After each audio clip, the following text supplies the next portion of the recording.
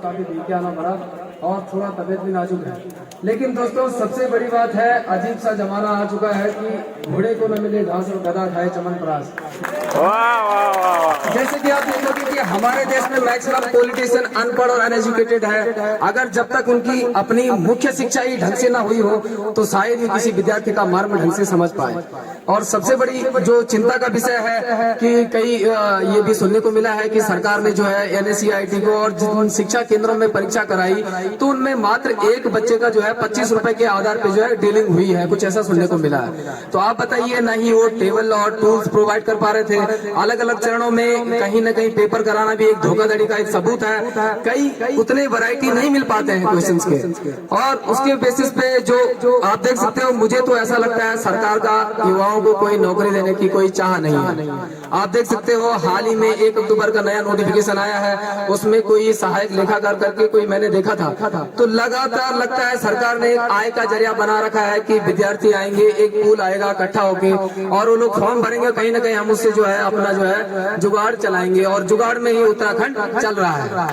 बड़ी सोचनीय विषय है। उत्तराखंड के शहीदों ने जिस मर्म के साथ, जिस बच्चा के साथ उत्तराखंड को अलग किया और जो यहाँ की मांगे थी, यहाँ के बेशर्म नेता जो है वो सब कुछ भूल चुके हैं। कहीं न कहीं मुझे देखने को मिलता है हर जगहों पे कई परीक्षाओं में धांधली होती है। अभी हाल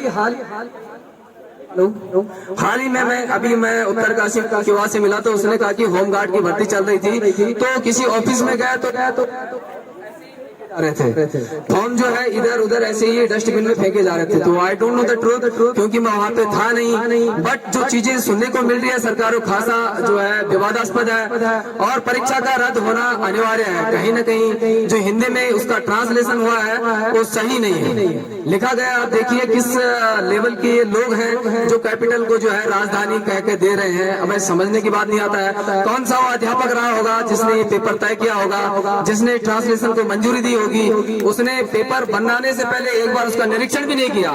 बड़ी शर्म की बात है।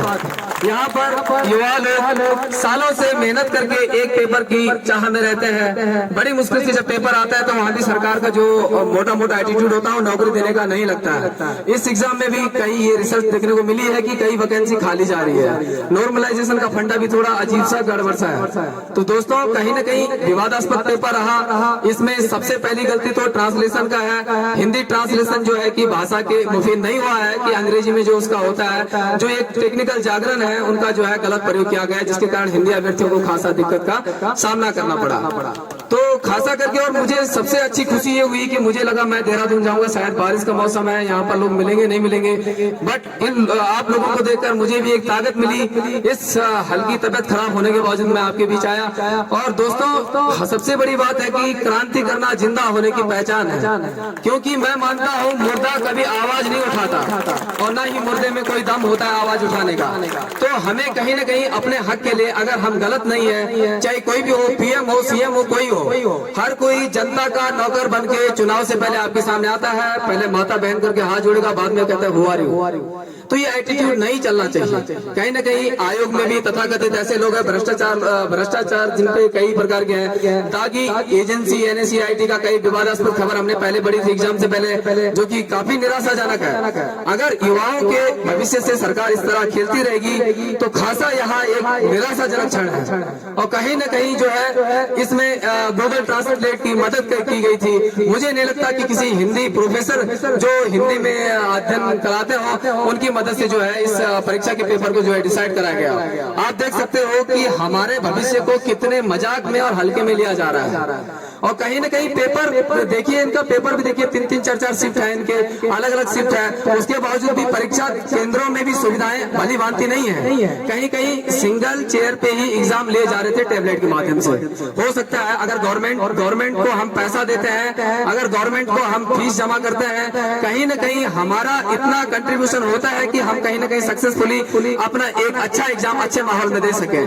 तो दोस्तों कहीं ना कहीं इस मरी हुई सरकार के खिलाफ अपनी आवाज उठाना जरूरी है, और मैं चाहूंगा यहाँ पर हमारे जितने साथीगण हैं सब आकर यहाँ पर अपने तर्क रखे, आखिर क्या क्या है, क्या क्या वजहें हैं जिसके कारण हमें जो है इस मुकाम तक पहुंचना पड़ा है। दुर्भाग्य की बात है कि लोकतंत्र के जमाने में भी अगर इस तरह जो है सरकारों से बात करने में जो अवरोध पैदा हो रहा है तो समझ में नहीं आता वेदर लोकतंत्र है या जोगतंत्र है।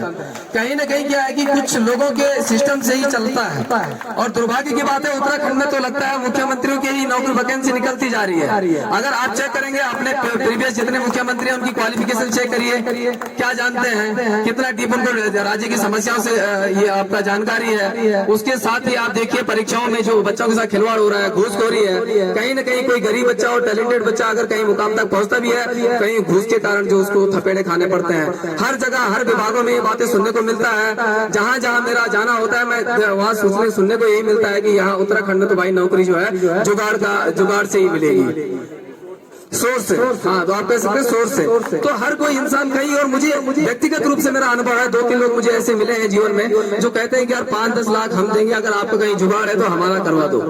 तो कहीं ना कहीं ये बहुत ही दुखद है, और देख सकते हो भीड़ का कम होना स्वाभाविक है, क्योंकि यहाँ पर वही व्यक्ति लोग पहुंचे जिन्हें दर्द है, हो सकता है कुछ मौसम के कारण और कहीं हमारा जो भौगोलिक वातावरण है उत्तराखंड का, तो कहीं ना कहीं इसमें जो है आजकल भूस्खलन जारी है। हो सकता है किसी समस्याओं के कारण नहीं पहुंच पाया हो, लेकिन जितने भी पहुंचे हैं सभी लोगों को मेरी तरफ से सलाम। तो दोस्तों यहाँ पर आए और अपने जिंदा होने का सबूत दे, और इन मरी हुई सरकार के खिलाफ और इनकी कुनीतियों के खिलाफ अपनी आवाज उठाना सीखिए, क्योंकि अगर जब तक ये लोग हमें कोई लिखित रूप से अगर साइट में अगर आपका नोटिफिकेशन जारी नहीं करते हैं कैंसिलेशन का, तब तक शायद ही आप यहाँ पर अपनी आवाज जारी रखेंगे। धन्यवाद दोस्तों।